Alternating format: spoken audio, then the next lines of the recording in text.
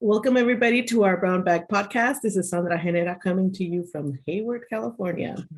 Today, we are exploring the 10 by 10 villages at Chabot College. That was a program or a project that we started after the George Floyd and Black Lives Movement in 2020. And we're excited to be able to bring this conversation to life. And be able to re-examine what actually happened at Chabot. We're going to go ahead and start off with what's giving us life at first, though. And so today, it's just being creative. It's Halloween time, it's getting ready for the holidays, and I love Disney items, and so I try to recreate Disney-inspired ornaments and wreaths and stuff, so. Monique, what's giving you life? Oh, you know what? It's been a hard week because we were talking before this, it's October and it's kind of crazy.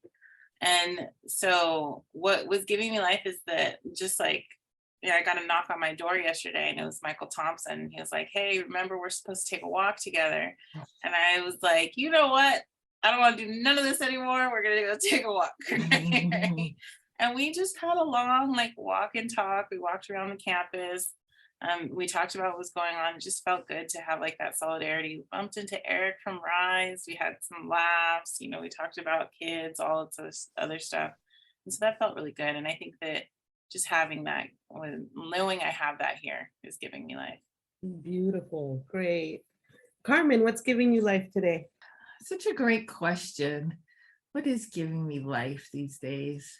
I don't know. Today we had the last day of the Beyond the Binary professional development offering that's being led by Kristen Land and Kim Morrison and Mona Abdun. And it was just really, really sweet. It was like a really nice, a really powerful workshop. But mostly I really just loved connecting with Kim Morrison.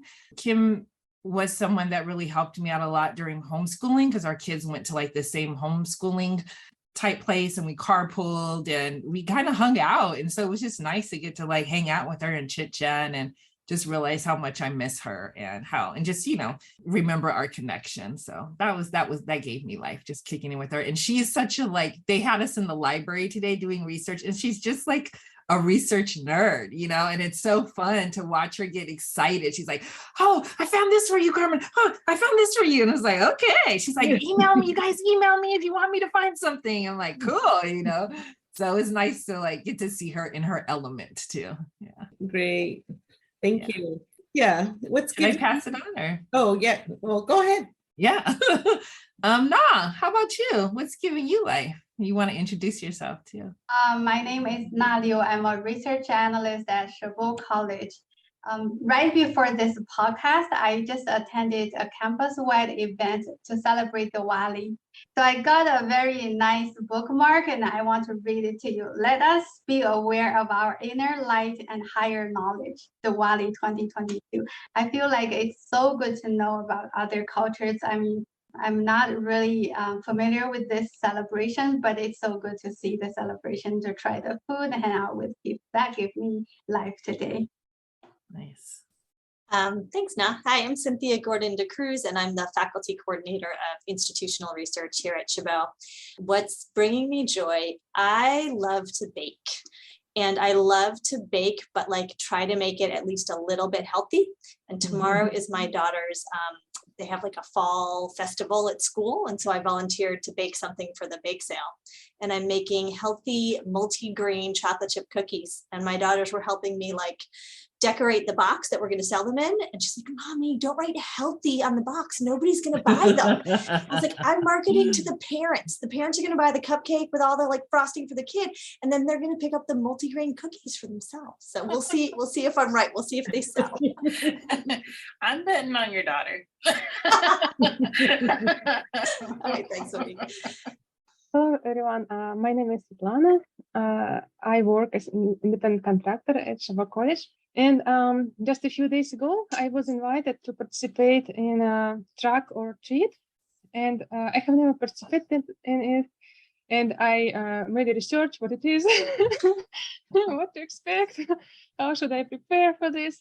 And right before this meeting, I went shopping to buy some stuff for my car, some decorations, a lot of candies, and now I'm ready. So it will happen tomorrow. They're a lot of fun. All right, Jamal Cooks, thank you, appreciate that. What is bringing me life? I was actually going to comment on the Diwali event, and it was really, really good. And if other people are interested about that and the history, I would absolutely say to look it up, because it was a great event put on with Kirti and others. But what I'll say is spending time with family is what's giving me joy right now. Something I haven't always been able to do as much as I've wanted to in the past. And my high school daughter is allowing me to have conversations with her about her homework now, and without a hustle and tussle. So I'm excited about that. And my son, his grades have gone up, and I am calling plays for his flag football team, which wasn't happening 6 months ago. So I'm spending time with both of them in two different ways, but it is absolutely bringing me joy to be able to spend as much time with them as possible. And I will then now pass it over to Dr. Wilson. Hello, I'm Jeannie Wilson, Vice President of Student Services at Las Positas College and one of the co-creators of the 10 by 10 model. Let's see, having daughters that are like they're adult or grown, like my husband and I always say, you're not grown till you're on your own. Like no matter what age you are, you're not grown until we don't pay for anything. So I have one grown child and one adult child.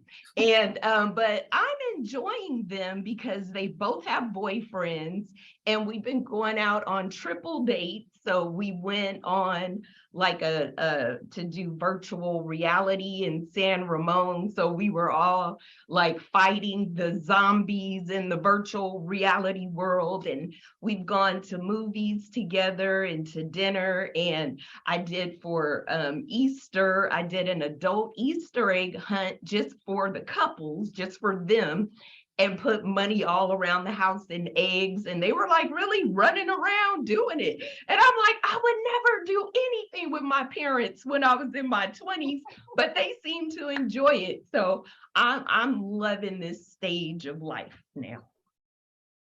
So thank you all for being here. Thank you so much. We wanted to talk about, actually, we were inspired by some of the data that Cynthia had come out with recently talking about Black students. And we know that after the murder of George Floyd, there was a lot of emphasis, focus, push towards really focusing on how we can help Black students on our campuses across the district. And then, of course, COVID, all these other things happen, and then those movements start getting a little quieter. We don't want them to get quiet because the work is not done. And a lot of Cynthia's data has shown us that the work is not done. And we know that you all are still having all of this work at the forefront of your minds. So we want a platform for all of you to talk about it. And so, Cynthia, if you want to start us off by talking about, the data you've collected, where were we? Where are we? Sure. I know that the folks that listen won't be able to see these, but I thought it would help me to be able to talk about it if I could put a screen up. Did I share the correct screen? It says the Black Excellent Collective. That seems promising. Okay, awesome. All right.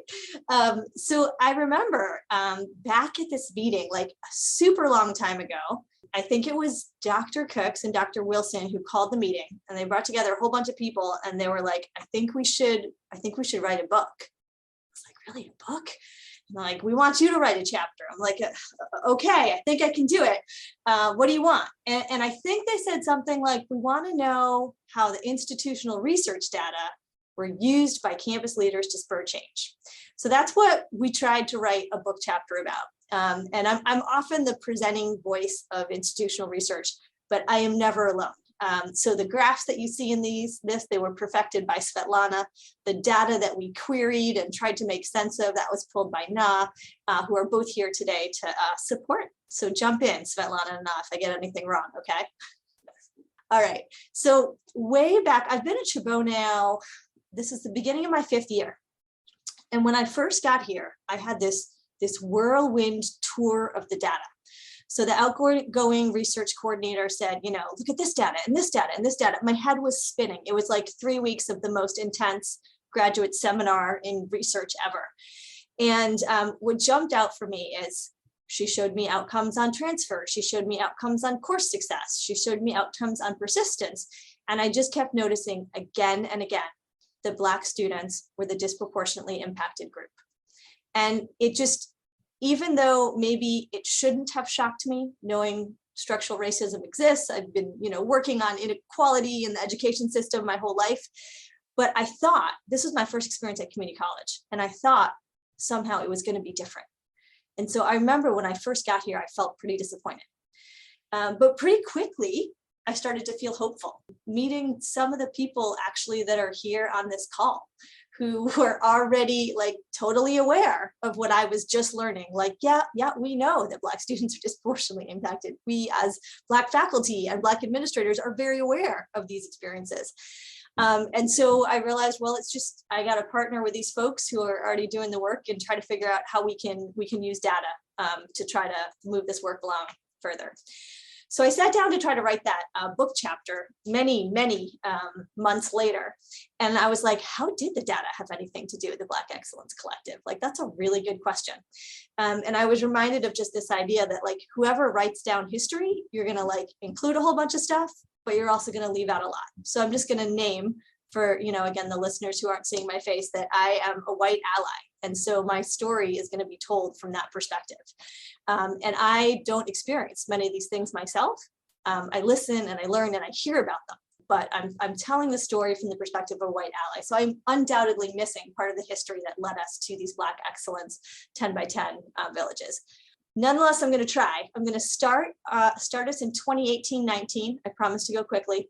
And then I'm going to end in June of 2020, when Dr. Jeannie Wilson and Dr. Jamal Cooks, who you'll hear from next, launched their ideas for the Black Excellence Collective. So way back, fall 2018, one of those folks working for change, Dr. Bobby Nakamoto, came to me. We were sitting in his office and he said, hey, why don't you come to SASE, the Student Access, Support, and Equity Committee, and present some outcomes data and equity data, like show us what's going on. I was like, okay. So Na and I worked together and we produced some presentations. I can't remember if Svetlana was with us way back that far.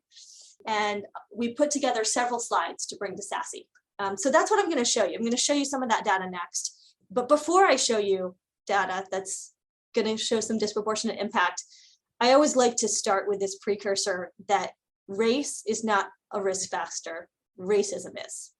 And these are not my words, they're the words of Yashima Beit-Milner, who's the founder of Data for Black Lives.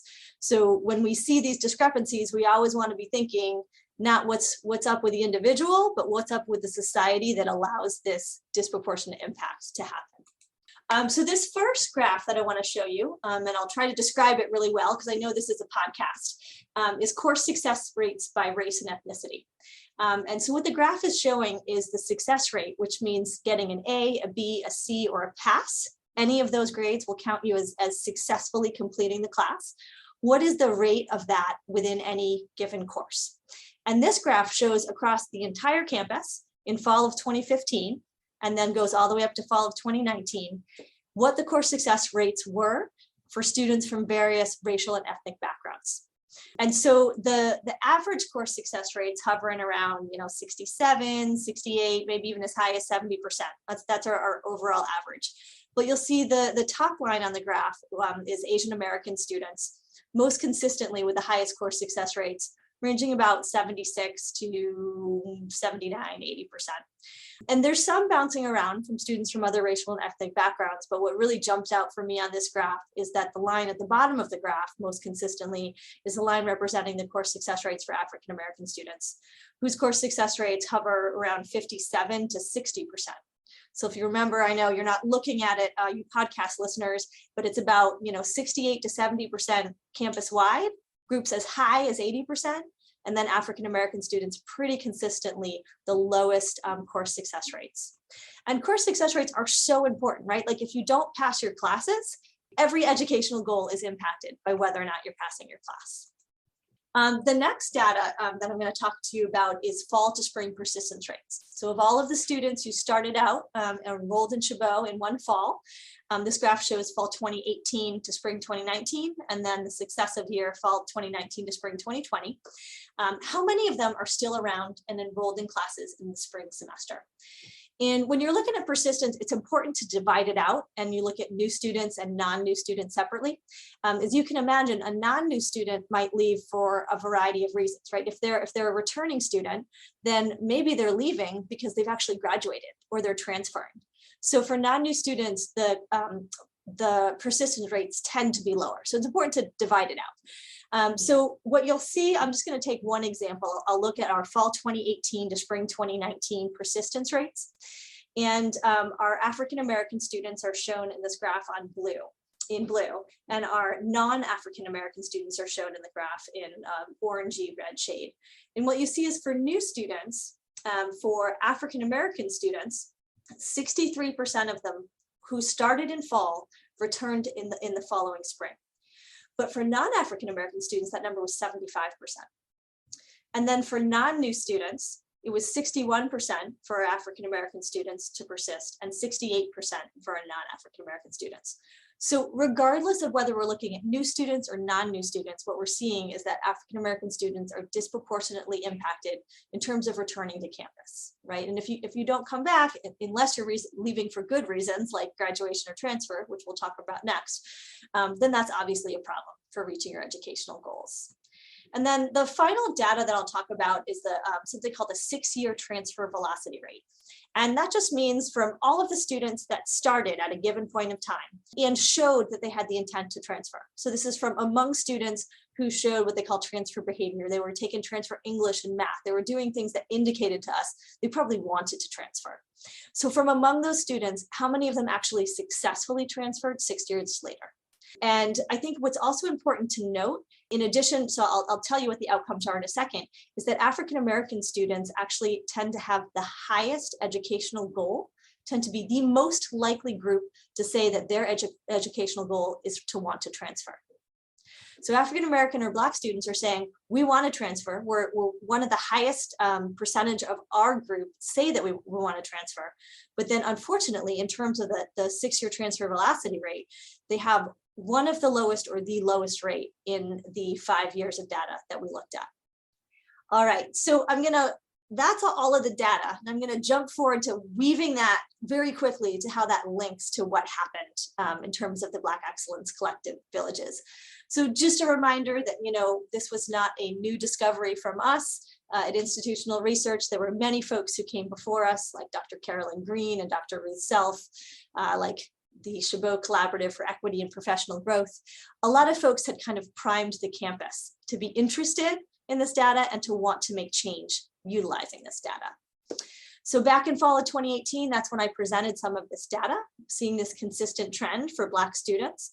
And then the committee chose to focus on positively impacting outcomes for Black students. Then in April of 2019, Black student leaders came to SASE and they presented their ideas for how to improve Black student success. And SASE committed $139,000 to these projects that were spearheaded and led and conceived of by Black students. And then in 2019-20, the following year, we have another presentation from institutional research on successful practices for working with Black students. And this was really the success of the Emoja program. And then Emoja staff presented and said, here's why we think we're seeing these successful outcomes based on the pedagogy we're using.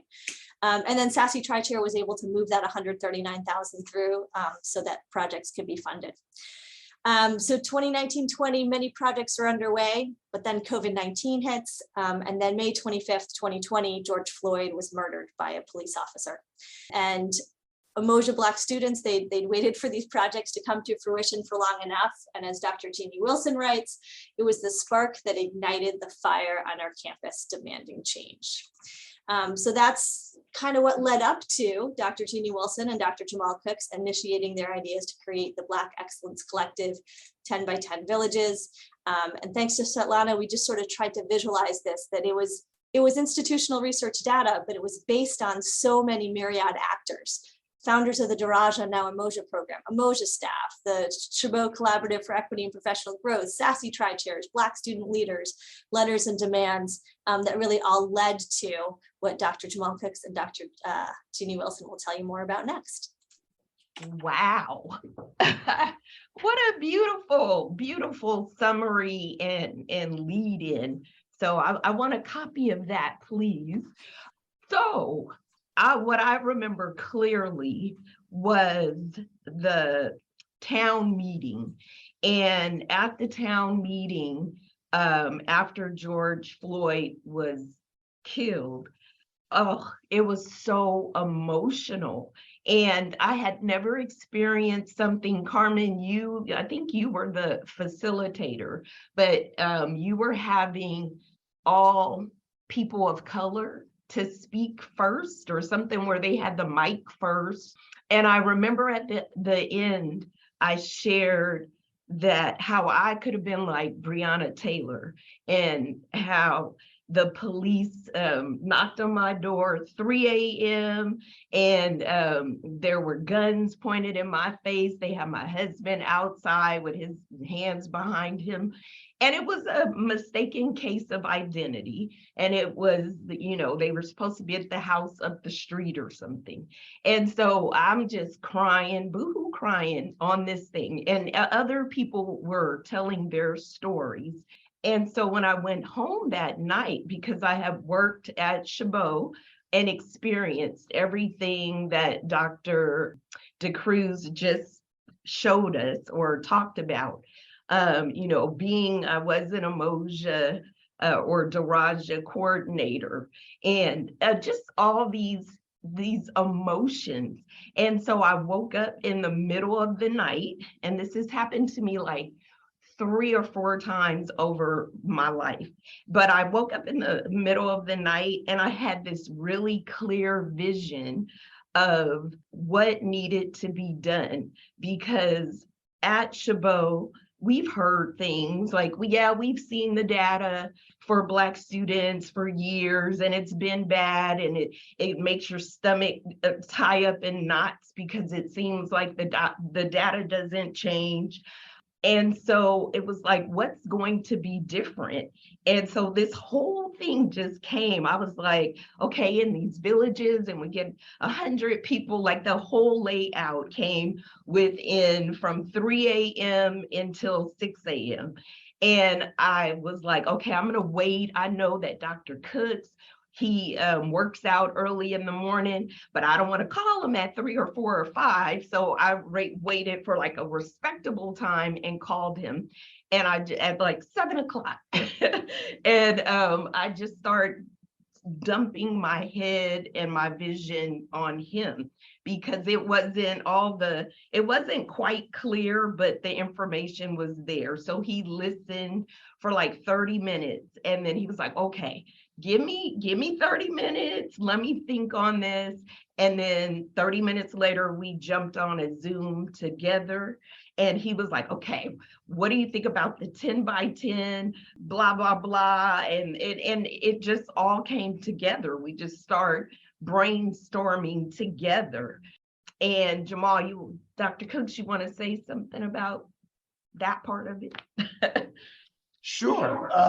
No, as you were retelling the story, Jamal Cooks, Vice President of Academic Services. I don't know if I said that in the very beginning. And as you went through it, I was actually right back there in that moment, right? I think first of all, with the murder of George Floyd and Dr. Wilson and I both being African American, both being from an urban area, both being from East Oakland, police brutality was nothing new to us.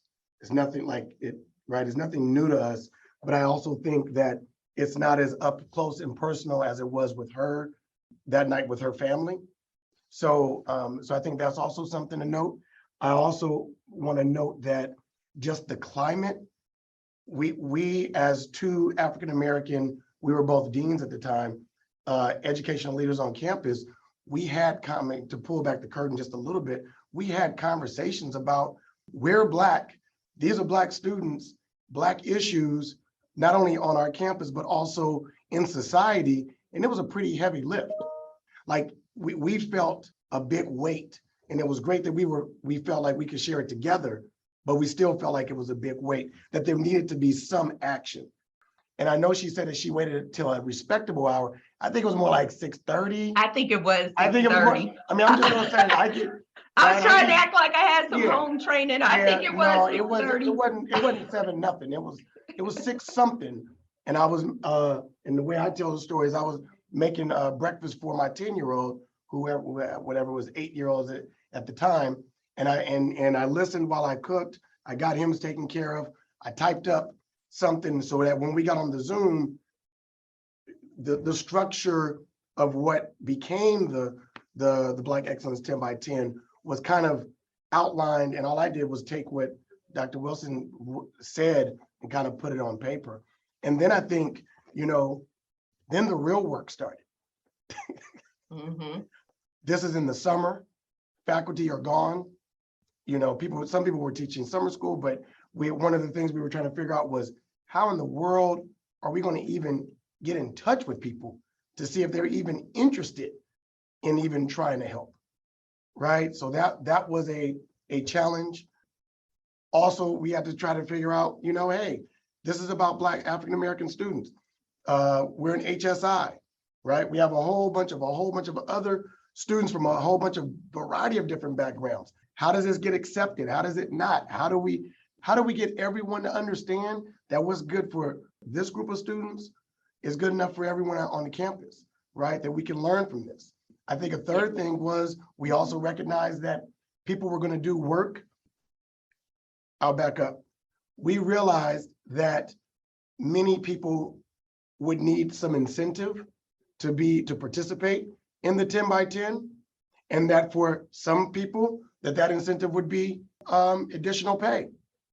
And Dr. Wilson and I had very, very small budgets in our own areas. So then how do we pay for this? How do we get this out? So those are some of the immediate barriers that we were facing and that we had conversations about. But I want to say something about one, that we wouldn't have been able to do the 10 by 10 definitely if we did not have the support of President Sperling. I have to say that from the very, very beginning. If when we presented the idea, President Sperling did not balk, she did not stutter, she did not cough, she did not pause. She said, we need to do this. And so I think that is something, right? Because, right, coming from the lead, that's very, very, very important. Dr. Wilson, what were you saying? Yes, no, you're right. She did. And what was funny was, and it wasn't quite funny at the time. So the president was all in. She charged her VPs, her senior leadership, to find the money. She didn't care where it came from, find the money. The hard part was convincing the faculty and staff and the student leaders who wrote the letters that it was true, that we were going to do something different. And the pushback came from the groups. And so Dr. Cooks and I had multiple meetings with multiple different groups, because I think it was we've heard this before.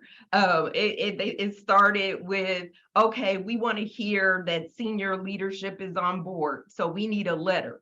Okay, we go to Dr. Sperling, she writes a letter of support. Then it was, no, that's not enough. We need something, we need to hear her commitment. So then she did a video that was shared on like College Day. So it was finally, after many little conversations late at night, early in the morning, for about 2 weeks, convincing even the Umoja staff, like, look, you did this presentation, like everything you've done, all the work that you all have done leading up to this, we now can work together.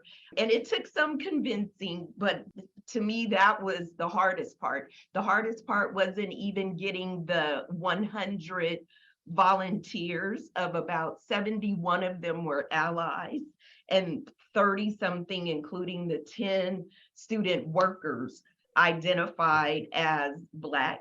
But it was getting the ones who had been in the trenches for all those years. And maybe Carmen, you could speak to that, because you were one of those people that I was like, come on, Carmen, this is what you said you wanted all this time, you know. And so, but once everybody came together, it was just beautiful. It was powerful to watch. I'll say that, like, I'm so used to a culture of performance, of performing help, of pretending to help, of doing something to just placate the crowd. I'm definitely weary of any institution. Anytime an institution says they're going to help, I'm like, sure you are. Right? Like, so that's for real. But after we talk about that for a second, I think we only have probably 3 minutes to talk about that. I do want you to talk about the successes of the program. So the successes of 10 by 10 and what you hope it continues to be. We only have about 15 more minutes together. So just time check on that. Yeah, I know. And it almost seems like this could be like a 2-part, podcast episode for sure, because there's so much to say about this project. And I mean, I think for myself and most of the faculty, it was exactly what you said, Dr. Wilson, that we are used to things being promised and it not being followed through. And I think honestly, we mostly felt like we have these letters and they're telling you exactly what to do, just do it. Like, do we really need, this structure to make these things happen? And I still kind of feel like, I don't know, like, I don't know if some of it seemed like all it needed was money or somebody to say yes, versus like having a lot of meetings. But the one thing that I did, and we're going to get into successes, was I think, and I missed that moment a lot in time. I missed that summer of 2020 a lot, because I felt like even though people may have disagreed on the method, like there was some feeling that we were all in it together, right? That we were all going to try to figure out something better for Black students. And I just missed that time. I mean, it was a lot of work, because I mean, I wasn't teaching in the summer, but I was deeply involved in all of this. And I just felt so like I was being part of a movement, part of something bigger than myself, really, and that we were all engaged in it. And I think even that year being involved in it, I mean, for me, just because I have so much going on, and additional meeting and stuff was a lot, but it was great to connect with people across campus and people that I don't normally get a chance to break bread with. I felt like that was like a real positive experience. And I wish we had that energy on campus still, that feeling that we're all in it together, and I don't know how we bring that back. I think that was the first thing that came to my mind about what was the success of it. So we talked about challenges, but really the success for the college as a whole to focus on something, and people were on board. And even IR did a survey at the end of the year, because it was only one academic year, and this was while we were in COVID, on Zoom. So that's what people need to know. None of this Yeah. was in person, but it allowed us to feel closer to each other. And the survey did show that that was something people felt more informed, because if anything, collectively college-wide, people, because of all the trainings, they now knew how to connect and refer students to other resources on campus. Because the problem was, a lot of times, I don't know what financial aid does, or I didn't know EOPS has book vouchers. I didn't know, they didn't know, but we did many presentations. So for me, not being there right now, and coming to Las Positas, our sister college, what I took from 10 by 10, and when I came here, and they really are with guided pathways, I'm doing, and they don't even know I'm doing it. So now I'm letting it out. But all I'm doing is applying 10 by 10 principles to this guided pathways. Like the counseling department here, they've all come together and divided themselves up into 8 pathways. We're going to add, we've already hired 8 student assistants to be a part of the pathway. We're looking at 8 social work interns to be added to the pathways. We're connecting them with basic needs, and everything we did for 10 by 10 is scalable to do college-wide. And I think that's why it was a success, because it allowed us to see that it is possible to do if everyone puts all their energy into something. Yeah, and thank you, Dr. Wilson. And I'll just extend that a little bit. I think at the same time, when we talk about success, we have to talk about how are we defining success. So I think that some folks may look at it as, oh, we spent all this time, energy, and money on the Black Excellence Collective 10 by 10 in 2020. So where is it now? What we got is we have a whole lot of lessons learned. You had 10 different villages doing 10 different things to figure out what's effective and not as effective working with Black students. Without the Black Excellence 10 by 10, we don't begin to go down that road. And we definitely don't have multiple ways to figure out what works and what doesn't. I think another part that comes out of it is that it was also a way to incorporate those letters, all those suggestions, recommendations, and asks from Black faculty, Black classified professionals, Black students on campus, to roll it into one kind of entity.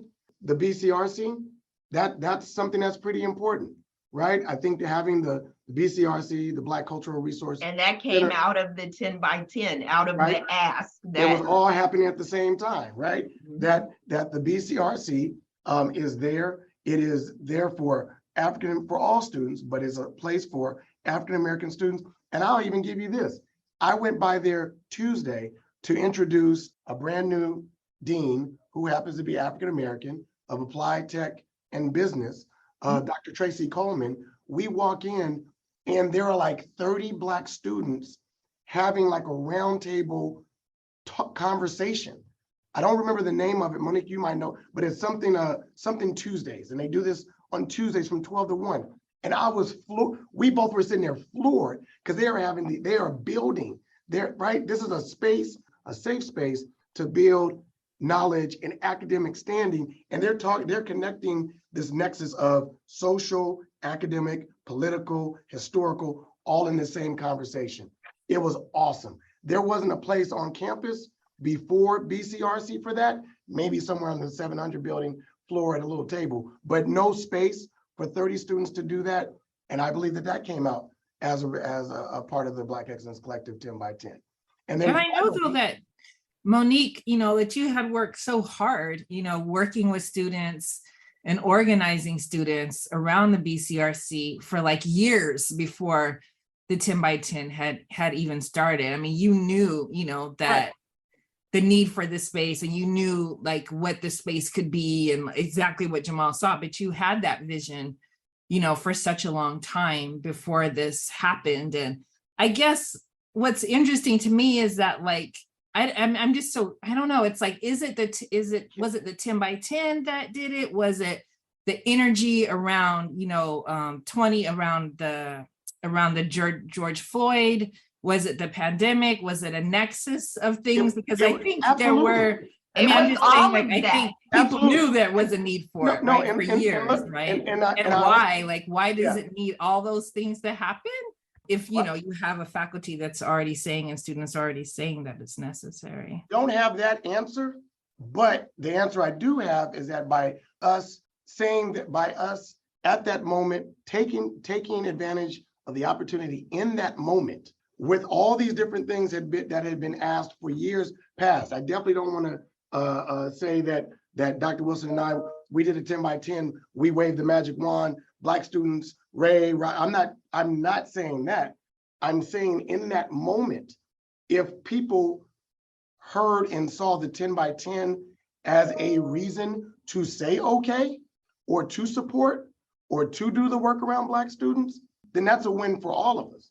Because that's a win for the Black students. Our name doesn't have to be on it, but it becomes a win for the Black students. I think the final piece, and I'll end on this, is that the Guided Pathways for the last 5 years has had a very challenging time to get momentum, to get legs here on campus. The Guided Pathways model for the student support teams, part of some of the conversation that we've had was that we did some of that modeling there were other programs that had been doing it, other parts, yes, but that with part of the 10 by 10 and looking at these different models, now we've been able to use some of those lessons learned as we create what we're going to be doing for these support teams with Guided Pathways, with potentially restructuring some of our divisions along with our pathways, and we're having some of the same conversations, Dr. Wilson, about a counselor for each one and a student for each one. But the point being is that I think we had lots of lessons learned from the different villages in how they approached working with Black students with a variety of different areas, whether that was financial aid, whether that was with onboarding, so on and so forth, that I think that ultimately Chabot is coming out on the other side with more information, more knowledge, to be able to not only help Black students, but to be able to help all students.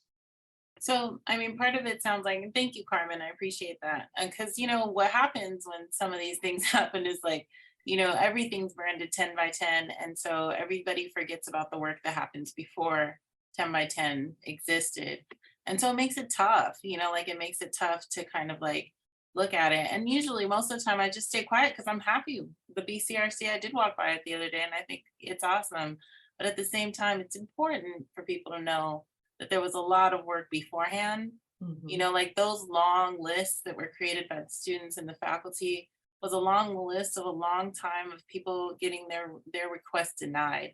And I'm excited that you guys found a way to get some of those things through, right? 10 by 10 got some of those things through, And I think, yes, I think that is exactly why it's in the book. Like Dr. DeCruz and our IR team, Dr. Na and Switzlana, like it was very important to get that history in there so that it is known. It did not just start with 10 by 10. If all the work from all the years had not been done by Umoja leaders and our SIN leaders and the CCEPG, and it would not have been as easy to get this off the ground. But because I did have 20 years of a relationship with all those people, if that means putting it and packaging it so that the BCRC had 1 year, 10 people focusing on how to make it come to life, what was needed to create a program, like a whole year with funding to be able to do the work that you said you wanted to do all those years. That's the only thing. 10 by 10 is not trying to was not trying to steal anybody's, like saying, oh, we did this. No, it was saying, hey, this is what you said. This is what you put in those letters. And everything that you put into those letters is what went into the model to say, how do we support them? Because that's what they need. You're the experts, not us. You all had the knowledge. We just needed to provide you with funding and people to do what you needed to do, what you already knew how to do. And I think it's, sorry, I was just gonna say, it sounds like this structure is actually being used to create other positive structures now on this campus. And I think you guys have gone further with it, right? Well, because I'm at Las Positas, yes. I'm taking it over here too. Oh, I was hearing other colleges were looking at the 10 by 10 too. Go ahead, Carmen, what are you gonna say? Yeah, Well, that is true, Monique. There are in the Bay Area, and Dr. Wilson and I have spoken to a couple of colleges, and so yes, it has been expanding. I was just going to say to Dr. Wilson's point about the relationships that she built over 20 years. And I think that that's a really key piece to acknowledge. And I think it'll be interesting, you know, at other colleges if they try to take this on, because I think the relationships were really key. I mean, like you said, I had trepidations about it. But in the end, it was my relationship with you and Dr. Cooks. I was like, I'm going to back these two people that I care about. I'm going to back these two Black leaders. Like that was ultimately what, you know, moved me to be a part of it. And I think that's true for a lot of people, was their relationship to you all. And I think, Dr. Wilson, just your passion around it, you know, with your story about waking up and just, you know, how much your heart was in this project, that you really communicated that well to the community. And I think that really got people engaged in the project. And I just also wanted to say too, that I think, kind of to your point earlier, Dr. Cooks, that I think just as far as like the synergy is that I think that, you know, during that 2020, it was really like a racial reckoning for the country. And I think, you know, over, you know, the years, you know, everyone in this room has been trying to get the campus to move in a direction around particular, whether it's Sandra with Puente and the Latino students, and Monique with Emoja, and then, you know, the work that we've been doing in SIN. Like we've all been trying to get people to come to events and listen to this and read this. But I think at that moment, the nation was engaged. You know, you couldn't turn away from the issue anymore. You had to face it. And I think people felt that, you know, and I mean, I was really moved by the amount of folks that wanted to be engaged in this. Like it was moving, you know, that people wanted to join, people wanted to figure something out. And that's why I always feel like Chabot is such a special place, that we have really good people, even though people may not know what to do or how to do it, or they may, you know, have their own confusions around things. I feel like this is a place where people are open to trying. So on that note, we're out of time, but I do want us to end on something that we are hopeful for. And I'm wondering, like, I'm just getting like approval from my co-hosts here. Can we, instead of on the advice exit ticket, can we actually end on how we hope this work continues? I think it's hopeful, and it also maybe sends a message of like, hey, let's not, however we felt about it or anybody felt about it, there's good things that are coming out of it, and there's positive ways in which we can use the work. So what do we hope? And we also know that data's still not trending great for Black students, right? Yeah. Where are we gonna go? So who wants to start with that? I'll start. So I hope that we don't become complacent and that we don't overthink things, because it's going to take everyone in this room, everyone listening to the podcast, everyone on the college campuses to continue the work. And when we hear people say like, oh, the institution or the college doesn't do XYZ for Latino students, Black students, whoever, the institution and the college is you. It's me. So if those words are coming out of your mouth, what are you doing to make a difference? And so don't rely on and don't wait for somebody else. then you be the one and be intentional about what you do. Be brave in it, but be kind. In all that we do, we need to be kind to one another. That's why we love you so much. In one of those recordings overview of the 10 by 10, Dr. Wilson very politely says, it's okay if you don't want to do the work, but don't be a hindrance. Don't be a barrier. It was, if you can't help, don't hinder, and give change a chance.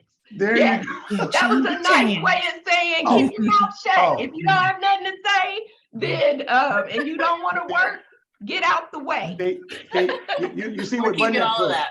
You see what button, right? We got the hand movement and everything.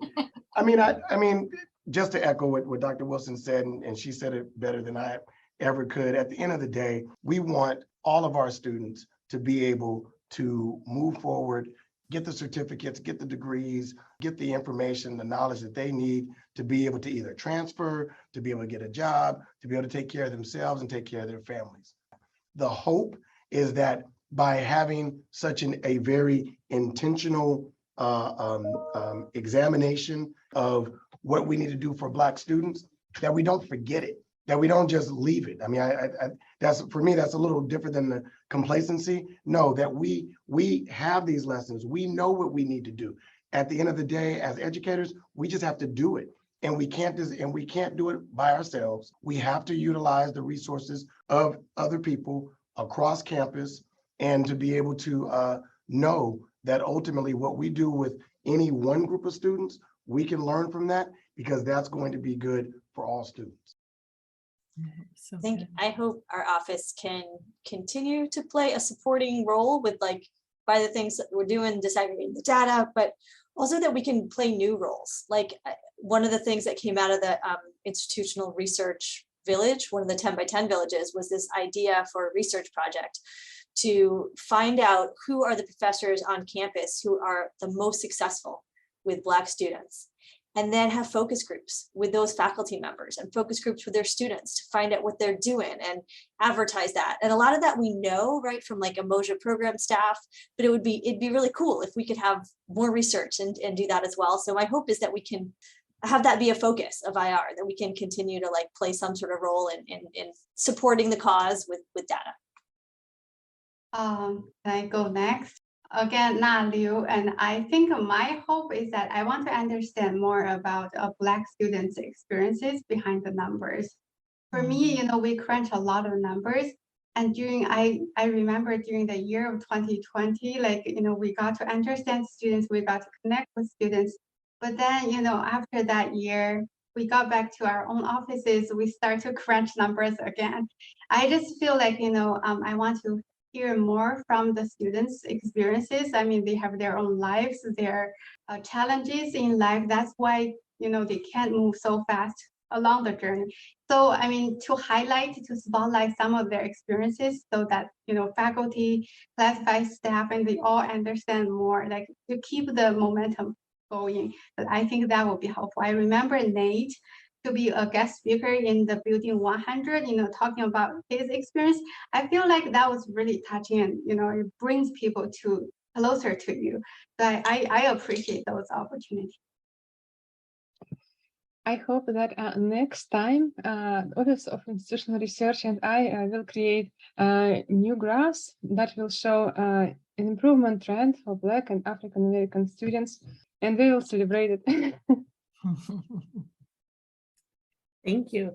My hopes are that we all continue to build relationships with each other, because in the end, our students move on, right? And we stay there, and we need to make sure that the movement continues after the initial students who raised the issue that something needed to get done. They're now at, hopefully they're now at transfer institutions. Hopefully now they're going on to the university and have left Chabot in a positive way, knowing that we tried something different, and hopefully we've prepared them onto their next level of education. but definitely it's us building the relationships, because we don't know what we're going to need in the future. The small projects or the visions that I may have, is going to need somebody else to help me bring it to life, right? And just continue to building the relationships with each other as our as colleagues. Mhm. Yeah, and I would definitely say, I'm all about professional development. So I think what I would just really like to see at Chabot is a culture of professional development. I don't think you need a research project to know how to serve Black students. You can walk right over and talk to Monique. You can walk right over and talk to Tom. You can walk right over and talk to Tommy. You could do this wonderful thing that we have. It's called Google. You can Google an article, how to serve Black students. And I think what we're missing is a culture of that. And another thing that was great about the 10 by 10 was we built that in, right? If you were going to be a part of it, you had to spend a certain amount of hours doing PD. And I would like to see that as part of the culture at Chabot. Because I think there's a lot of offerings and people aren't taking advantage of them. And I don't know what needs to click. I think the data is super helpful. It's like, if you see that you have, I don't know what people think when they see that 56% of our Black students aren't passing. Do they just think it's not them and it's somebody else? I don't know what it'll take for people to say, oh shit, I need to do something. And that's what my hope is, that people would see that data and decide to try anything. So I'll say that my hope is a mixture of things. Like, I think that one of the great things that Dr. Wilson and Dr. Cooks have done is they've created a thing that the institution has accepted. The institution meaning like the district, other people with the power to say, give them money, right? Have accepted. And I'm hoping that that can be leveraged to do what you're talking about, Carmen, is this constant professional development. Like that the 100 become 1,000 and 1,000 become 2,000, so that it's not just, like a moment in time, and that it becomes a part of our culture. And, like I keep dropping this thing about, I'm so excited about this mandate coming from the state. Everybody's mad at me about mandate coming from the state. But I'm so excited about the DEIA mandate, because I feel like that's probably going to be the thing that makes us, like take this a little bit more seriously, because it impacts, like how they're doing as a professional, and assesses how they're doing as a professional. But what's great is that we have something, like we have the 10 by 10 to say like, hey, here's this thing that people got into. They learned about Black students. They learned about, like, let's do some of that. And we funded it before, we can do it again. It's always great when you fund something before, because you say, you can do it again. Right? You did it once, and look at what was happening at that time. You can do it again. So I'm hoping that, like all of this can be leveraged and continue to be leveraged. But I think that, like you're saying, Dr. Wilson, it does take us recognizing that we are a part of the institution as well, and using it. That's a part of like navigation, is just knowing how to use it. And I think all of us, hopefully any of us listening, figure out how to use what you guys have done to leverage the things that we want to see done. Yeah. Right. Yeah. Yay. Thank you guys all for being Yeah. here. Thank you for the invitation. This was great. Yeah. Thanks for coming.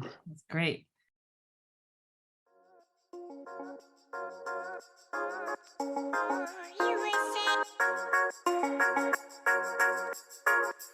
You